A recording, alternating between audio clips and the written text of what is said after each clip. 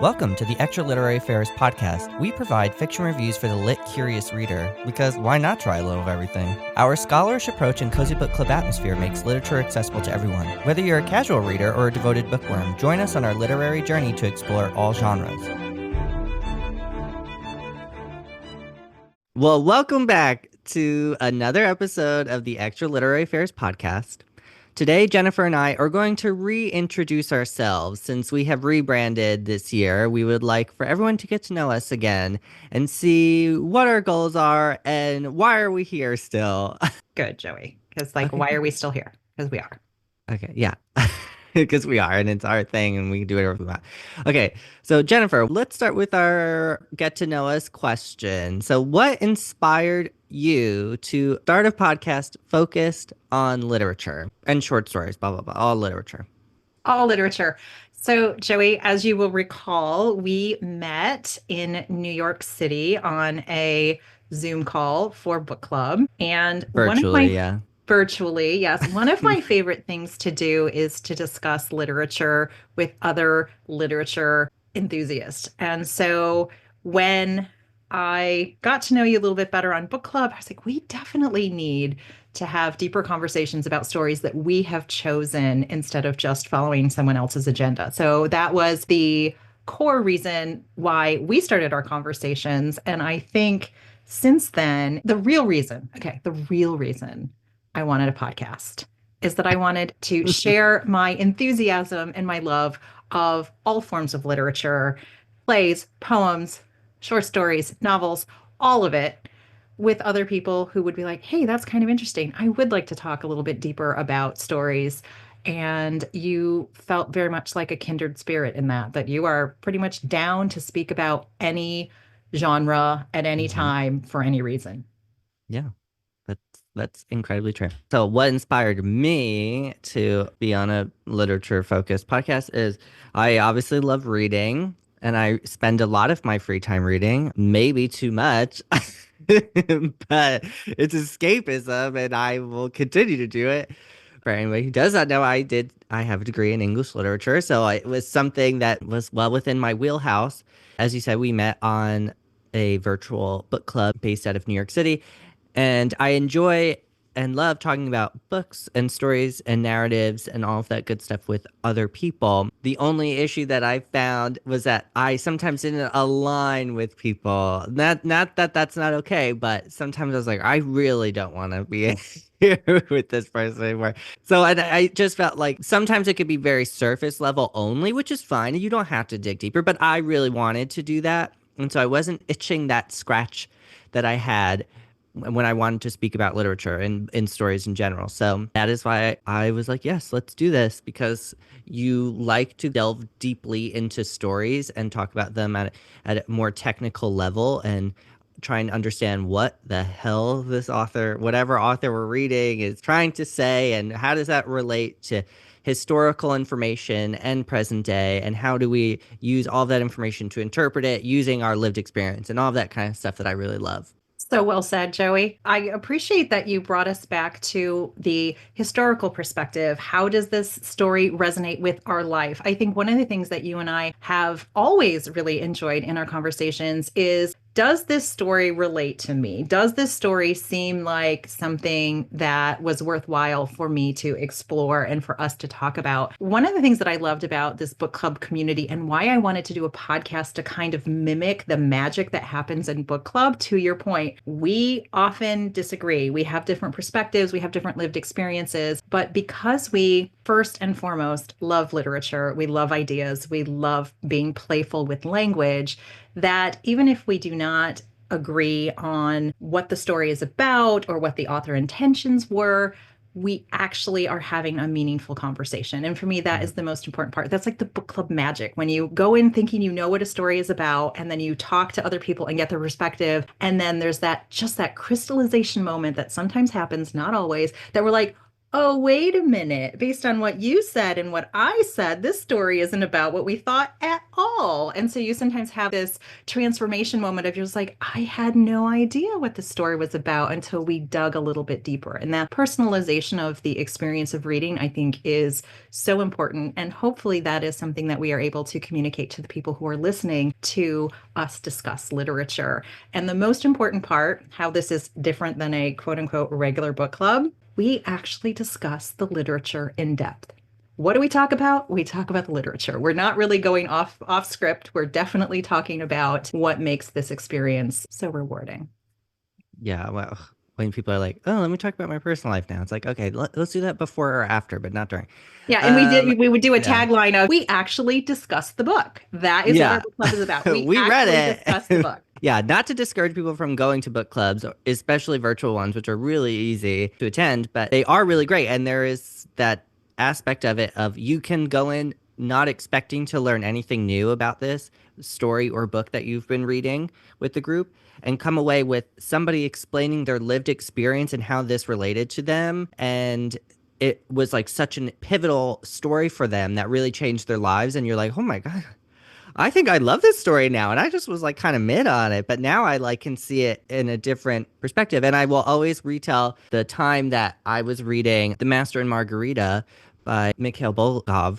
And one of the women that was in the club had talked about her experience growing up in the Soviet Union and how this book related to her life there and other people's lived experiences. And it was just like, oh my God, I already love this story, but now I love it even more. So you never know. Okay. Anyway, we got off topic. Joey, Okay, there's no such thing as off topic when we're talking about books. It's that's all true. in there. And I do recall your excitement when you were telling us the story of relating to this person who had a very different lived experience than you. And what I appreciate about that is that you could see your own interest in the story and that person and that time frame kind of Hmm. increasing. But it was also for me, many times I will finish up a book discussion and I will walk away going, wow, I think I know myself just like a little bit better than I did before I read this book and participated in Hmm. this conversation. And kind of reflecting yourself against other people's perspectives, I think is just so incredibly useful for me, specifically at this time in our history. And yeah, very excited to keep talking to you about some great literature. Yes. Okay. Next question.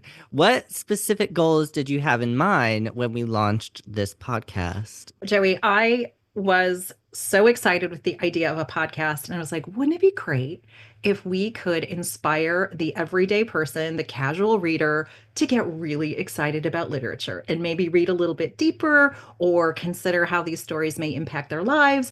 And wouldn't it be great if we could model some good conversational dynamics where we're having disagreements about what a story means or what interpretation we chose to put on it in a very respectful and fun and growth way that I always walk away from a conversation with you. And, as I like to remind myself, and it's like, we were in a book club together, and I was like, I do not know who this person is, but he is always in opposition to me. Not opposition to me as Jennifer Smith, but as opposition to me is like, you're coming from a totally different planet. I do not understand you. And I was like, I need to figure this out. So when we were able to connect and have a conversation about that, I was like, one of the things that I love about being in conversation with you is that you open my experience to a whole world that I do not have access to. And I am just so grateful for that. So, what's my goal for the podcast? Like, why did I want to start this? I wanted to share that experience with other people because I found that to be so valuable in my life.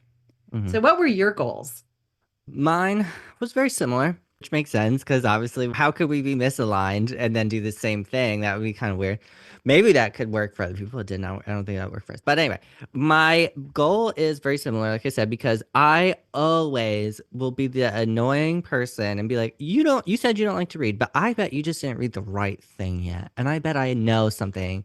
I could suggest a book or a story or a poem or something that you would actually really like. And here's my list, and just give it a try. And maybe I already have it because I have like literally like 1,000 books in my house. And I'll lend you to it, and then you tell me if you like it. So that's kind of the essence of what I was hoping to do, was to also inspire people to read and be like, oh, I've heard of that story. I've heard of Kafka or Flannery O'Connor or a million other people that we read or George Saunders, but I maybe you've never read them, and then you hear us talk about this story and you connect it to with the narrative in some way, and it inspires you to want to go and read it. Or maybe you just like listening to us talk about books, which is also fine because I listen to other people talk about them. Yeah, our goal is aligned where we just are hoping to inspire other people to read the stuff that we really love. Or maybe if we don't even love it, maybe there's stuff that I'm like, no, this is trash to me. I don't want to read something like this again.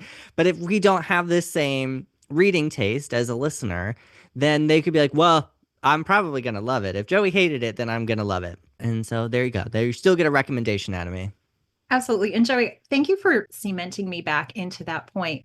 You have never, in any conversation I've been in, failed to say, oh, this reminds me of this story, or have you read this guy, or have you encountered this piece of literature? And that has really opened up my reading. And as listeners of our show will know, I often misquote. I sometimes get the name of the author wrong.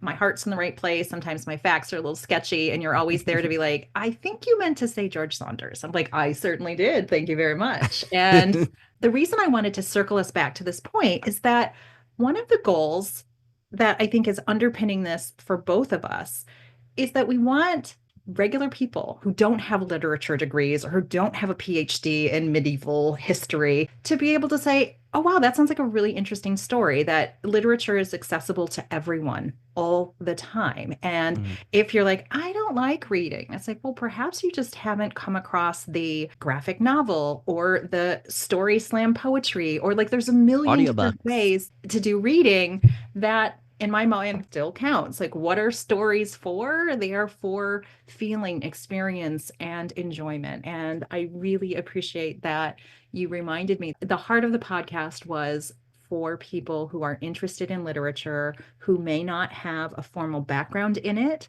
but who, by listening to us speak, by them reading the story themselves and coming up with their own ideas, can really fully experience literature. And I'm really excited for us to continue to do that. Same. Okay. How do we choose the stories, authors, or topics we're going to discuss on each episode? Funny story about that, Joey. So, when we originally started this, we decided we were going to read stories from the New Yorker magazine. I was very Mhm. excited about, oh, the New Yorker magazine, like that's got a lot of cachet. We're totally going to do that. And we did that for, I don't know, 3 months, 4 months, 5 months. It felt like a long time. And as we were getting into it, it's like, maybe these aren't the best stories ever in in the whole canon of stories we could pick.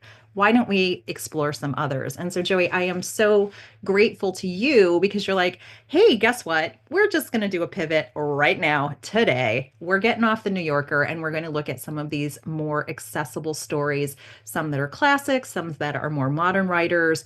We have gone on genres that I personally would not have picked, which I now love. And I was like, thank you, Joey, for opening that up. So I am a very big fan of the way in which you approach this project.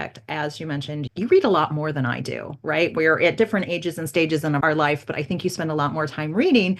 And I and our listeners sort of get the benefit of that experience of I have an idea about a theme, right? Sometimes we'll throw themes back or forth. And we're like, isn't it interesting that the last four stories we read have similar themes from similar time frames? What do you think that's about? How do we feel about that? Coincidence?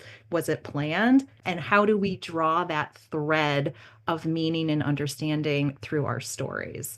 And Mhm. that for me is how we pick our stories. We just let Joey do it, which is not entirely true because I have some coming up in the queue that are my Oh, own very little nice. favorites. So it is definitely a shared labor of love of saying, I'm really excited about this story. And Joey, I do appreciate that even if you are not excited about a story, I'm like, hey, Joey, I would like to read another story about bodily autonomy. Can you see if you can find a story like that? And I think you have your own methods for researching story topics in that way. And then Mhm. even if the story wasn't your necessary favorite, you're like, this is what I found. Let's give it a go. To be fair, I have loved all the stories that we have discussed together since we rebranded. There's not one that I was like, oh, I'm kind of like mid on this. I've actively loved all of them. I I would really think that is interesting, Joey, because me too. All of well, these stories have really resonated on a very deeply personal level. I think that is really thrilling. And so maybe the big challenge for 2025, it's okay, Joey, find a story that I'm not going to love. I'm like, good luck. Not possible. She's going to love something about it. yeah, I think more so you than me. If I actively don't like something, I'll just be like, I didn't like this garbage. But you'll You're be like, like, no, I I pass. think this was good. This, maybe it wasn't the best, but this is pretty good. Where I'll be like, no, I'll be salty about it. I don't care. So to go back to that question of how do we choose what we're going to read and discuss, I think what we're really trying to do, if we boil it down, is we're trying to create our own canon and we're trying to show people that it doesn't have to be this literary canon that is predominantly made up of old and dead white men. It doesn't have to be like that. When no one gets to tell us who belongs to the canon anymore, we get to decide as readers. We're creating our own, and I hope people appreciate that. Of course, we do have some old white dead men like Edgar Allan Poe, who's a fan favorite.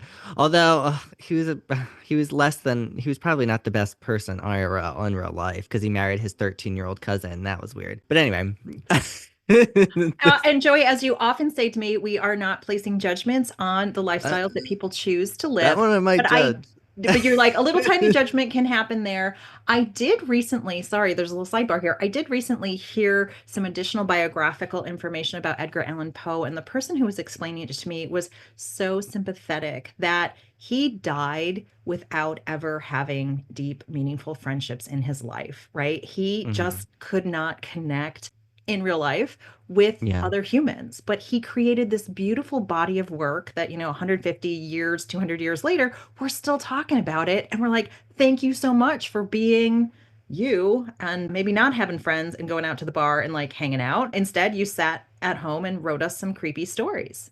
Yeah, and thank you for doing that, Mr. Edgar Allan Poe. Do you know what's so funny is that I was just finishing up reading more Jorge Luis Borges, of course, on there's a collection called On Writing, which is fantastic, obviously. He can do no wrong in my eyes. But he dissed Edgar Allan Poe, was like, his short stories are great, but his poetry is not that great. It's kind of, it's all right. And I was like, but the Raven, he's like, it's okay. It's not, the Ravens are right. It's like, damn, And Joey, that's, I love that because one of your heroes was kind of dissing on one of the people that were like, Edgar Allan Poe had some amazing skills, as we mm-hmm. often reference, to cement us immediately. The minute you read the first sentence of a Poe story, you're like, Yeah. I'm in, all the time. Whatever you tell me is happening, I completely believe you. So I think that is really interesting that not everyone excels at every single thing that they try to do. So I just really appreciate Borges for just calling it out. He has no shame. I don't agree with Borges on this one, but it's okay. He was a genius. I mean, he can have his opinion, but Hey, whatever. Joey, speaking of geniuses having different opinions, we often talk about these writers that we have rediscovered or you have introduced me to that have had like these MacArthur Genius Grants. So, like, we Yeah, we've have done two. people who are just coming from very different backgrounds. And the reason that I bring this up is that it's great that people are disagreeing, that they have different opinions, they have different tastes, they have different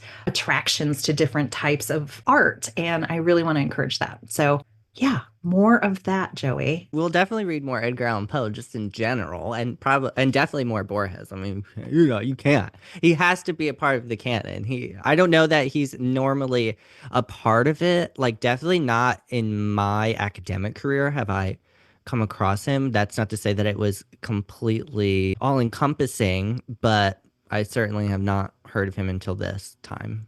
And Joy, I love that you reminded us that we're choosing our own canon. Every person has the right to decide what is worthwhile literature in their worldview. And I really am excited for us to continue that journey because it sort of seems like there's an endless supply of stories and authors and genres and cultures and timeframes that we can dip our toes in and kind of figure out, hey, is this for us or is this maybe not so much for us? Or was it you went to school not last week, right? You were not in university just a week No. ago. It's been a little bit, and it's been a lot of weeks for me, right? It's been a really long time. But I also agree with you. Like, what were we taught at that time? And our younger people who are just starting their exploration into literature, are they automatically being exposed to more diversity? And I really hope that's true because, man, we have just had some real rock stars here that are not the common household names of Faulkner, Hemingway.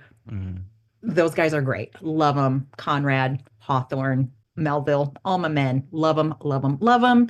But there is a lot of room at the table if you just expand the table because there's a lot of ladies Yeah. who have Or some kick some things to of them say. out. They've had their time. Or just ask them, I think it's Yeah. past your bedtime, sirs. It's time for you to go. And now the real party is starting. Come Yeah. on, ladies. Yeah, I definitely Borges would be added to our canon. And funnily enough, Argentina right now is our second largest country that's listening to our podcast. So don't know what's going on with that. Okay, next question. How do you think our podcast stands out in the growing world of literary podcasts? So, Jerry, I think what sets our podcast apart is that we are not afraid to take a deep dive and to actually read aloud some sentences or some passages, or to also take a hard look at the cultural context in which this particular work was made. I don't listen to a lot of other people talk about books. That's not something that I have done. But what I think makes us different is that we really are trying to engage each other in conversation. We're not having two monologues. We're not flipping through our, look at my 5,000 books in the background. We're like, hey, you and I in the past week have read this together. What did this do for you? What does this mean? And how do we understand each other and ourselves and the world as a result of a productive conversation about it? And for me, Mhm. that's what I'm interested in, and I hope other people are as well, because if that's not your jam, we might not be for you because we spend a lot of time applying what we've learned about history and writing style and word choice and intention and plot and character and all of sort of the elements of storytelling, in addition to, does this matter to us? Can we relate to it? Does this speak to us in a way that only art can, right? There's just Mhm. some emotional magic that happens when you read a great story and you're like, whoa, it's like poetry. I Poetry. know you consume a lot more media than I do. So, Yeah. what do you think sets us apart from the podcast that you've heard discussing literature? I do consume a lot of bookish media, whether that's on TikTok, YouTube, or other types of podcasts on different platforms. But the thing that I would say sets us apart is what you also said. We delve very deeply into the literature and we're constantly learning and allowing that to help us interpret the next story. We're always talking about a lot of intertextual things on this channel because we're constantly adding to our expansive knowledge of literature. And so we're allowing that to guide how we're picking future things and how we're dissecting the things that we're currently reading along with our own lived experiences. So, not that there's not people who aren't doing stuff like that, but when you are saying, well, we're not doing two monologues at each other, the people that I have seen, I have not watched every single person in the entire world do this, obviously, but the people that I have seen do the type of content that we're creating, it's typically one person doing like a video essay, which is, they're always amazing. They're always like extremely well researched, and the people are extremely smart and are saying things that I love. And that's why I consume their media. I'm not putting anyone down and saying that we're not doing anything that other people have not done. That would be very unusual if we did something that no one else had thought of. But I think what sets us apart and like what sets everybody else apart from each other is our personalities and our own lived experiences that are special and unique to us. No one has the same lived experience. No one can interpret literature the exact same way. That's what I think makes all of these different channels and different content creators stand out, is that they have different personalities. And there's plenty of times where most people that I consume bookish content from, I don't even like their reading tastes. I don't have anything in common with them, but I really love their personalities and they make me laugh, or like I just think they're entertaining to watch. And I like listening to them talk about books. I still like books and listening to how they're interpreting them and how they're reacting to them, even if I will never read it. But it's still fun. And honestly, I do get better recommendations when they're like, "Oh, I hated this." I'm like, "No, I'm gonna love that, so I'm gonna get that." And which is fine. They say that too. If you don't have the same reading taste as me, then this is your recommendation now because I hated it. Not for me does not mean not for you, right? Yeah. And And I think I we also do that here. We don't say, don't read this. We're like, you should read it and see if you like it.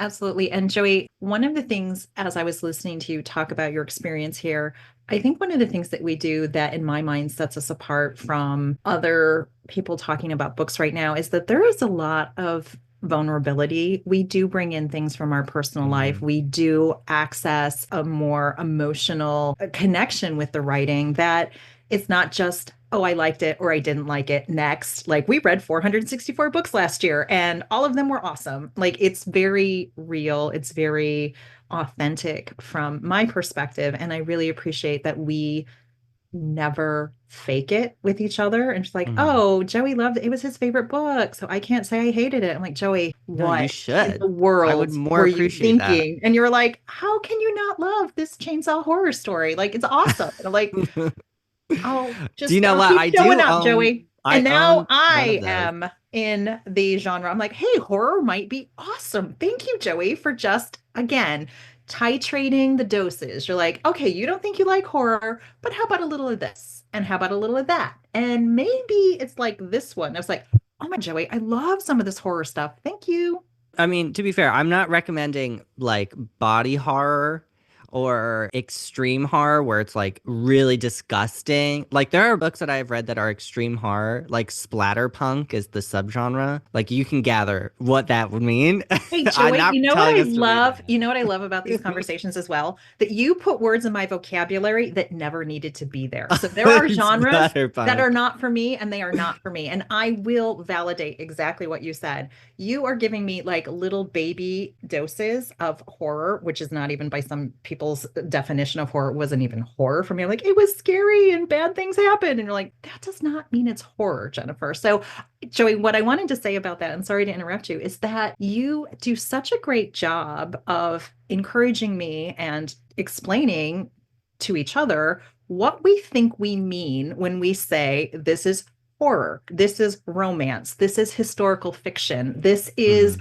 magical realism. And I think that has been a great exercise for me to expand my vocabulary when somebody's like, what kind of books do you like? You can be like, oh, I think I really like dystopian stories and historical fiction. You're like, great. Are those words that were in my vocabulary before we started talking? Maybe, maybe not. But now I can clearly state what it is that I like. Mhm. Yeah, that's what I hope other people are also able to do. Okay, Jennifer, what role do you believe literature plays in today's society, and how does our podcast contribute to that? So for me, literature is the ultimate escape vehicle. Reality is tough at times. And Especially so, right what now. I think our podcast is for, both for us as the podcasters and for people who are listening, is a brief respite from the realities of the world. Not that reading is not reality, but it is not political. It is not current. It is not of this moment. It is of all moments. And I think I really love the ability to cocoon myself in a room reading a book and the whole world just sort of fades away. And other than movies, I don't know of any other art form where I can have a lived experience of somebody who's not me. I can live 100 lives in I a guess weekend. drugs. Again, out of my wheelhouse, Joy, but I'm like, okay, technically true. I think there's books about that, right? If I read a book about that, then I would know what that experience is like. Hmm. But I think it's just such an interesting way to gain empathy and understanding and perspective about things you may not ever encounter in your day-to-day life. And that is why I love this podcast and I love literature. And I think that might be needed now more than ever because we can have conversations. As you know, there was a time where I was meeting a lot of strangers and picking up a conversation about a book. I'm like, oh, have you ever read Toni Morrison? Oh, do you know Stephen King? And I was just recently in Maui and somebody started talking to me about the authors that they liked. And I was like, oh my goodness, like what a common currency that we have about the love of literature. So I would Hmm. hope to share that with others. I would say that I think that literature is very important to society because it's how you gain empathy, especially when you're not in an area that has a lot of diversity of people that just don't look like you, that have different lived experience. If you live in a very isolated area, that you just don't have access to other types of people because of, for whatever reason, it's a very homogeneous area, then this is the best way to do that, other than going out, of course, and talking to people that don't look like you. That's the best way. But, well, I guess maybe second best way is like listening to them on social media and stuff and getting their perspective. But anyway, this is up there. Top five. It's Yeah. definitely in the top five. But other than that, like gaining empathy when you don't have to know this person. If you're reading To the Lighthouse by Virginia Woolf, which I am currently reading, okay, I'm trying my best with Virginia Woolf.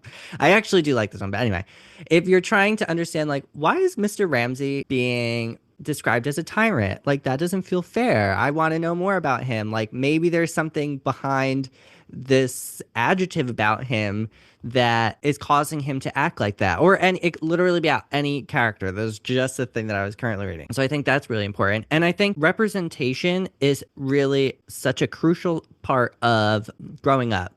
Now, I can say from my own experience that I didn't read about any gay characters. They were not in literature that I was reading. They were not in books. They were not in stories. They were not in school. If they were on TV or in movies, they were extremely stereotypical, flamboyant gay men, which do exist, but this was the only representation. And so, what does that say to a little gay boy like me? Is that that's what gay means? And you're like, but that has nothing to do with me. That's just this other guy. I don't know what he's like. That's fine. He wants to live like that, but I don't. That's not my personality. I don't want to. I don't have to fit that. So having representation like that, where if you're, I can only speak to being gay.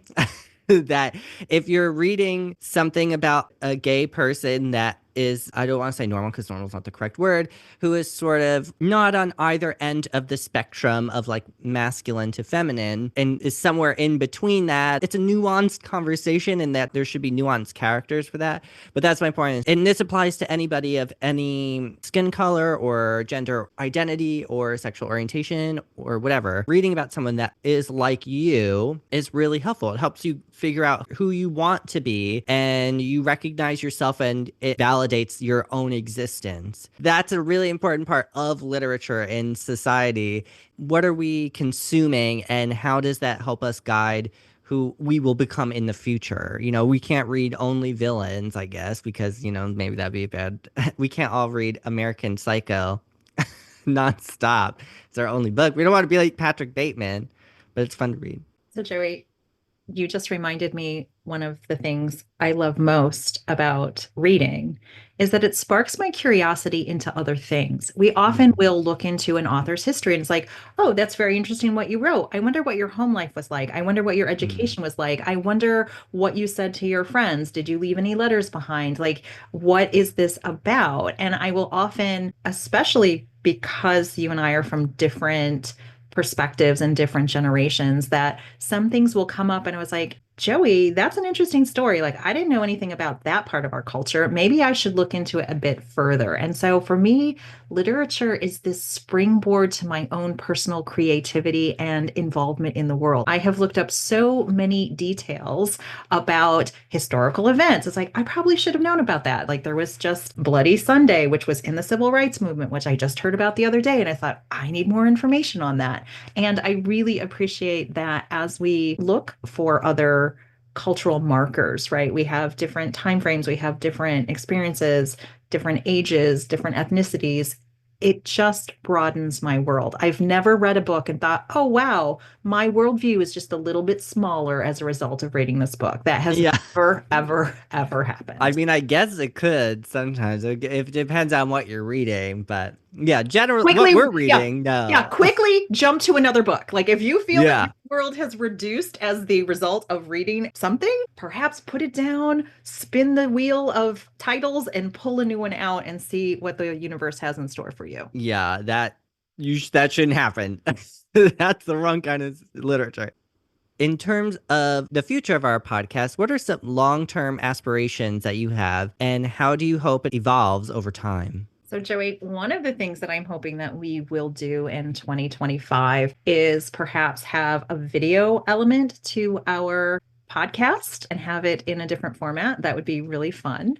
I also am hoping that in the next X number of months, years, as we continue to evolve, that we create a great sense of community. I want people to have a place where they can come find people who are interested in reading the types of books that we're reading and have those discussions. And so I'm not quite clear on how that's going to manifest, but my ultimate goal, like if I could just like wave a magic wand and say, like, how is this going to go? I would love to create a sense of community, to have people send us book recommendations or short story recommendations and have us interact in that very authentic and beautiful way. But I also have had so much fun with our guests that we have on the podcast. That is like so fun. I think you and I really enjoy each other, but there Mhm. is some special sauce that happens when we have a third party in here to kind of bounce our ideas off of. And so my dream for where extra literary affairs will go in the future is that we will have many more voices represented on our podcast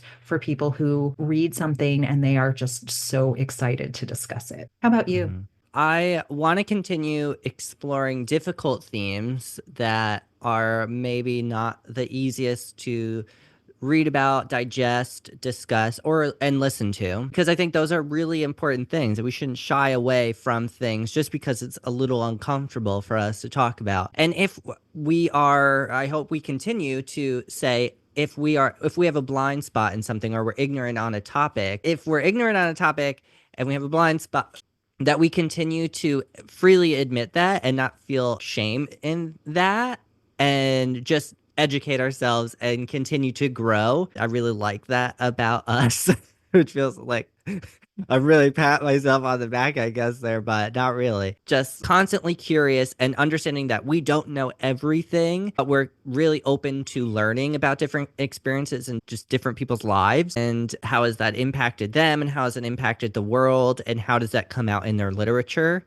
and how does that help us and other people understand those people's lived experiences. I also agree with building a community. I guess I'm technically a part of these other bookish communities for content creators that I consume their media. There's a lot of interaction with their listeners or their watchers and their audience. I should say watcher sounds like a little provocative. I would really like to do that, have more interaction with people, even if they don't agree with us, as long as it's not nasty. Don't say something nasty.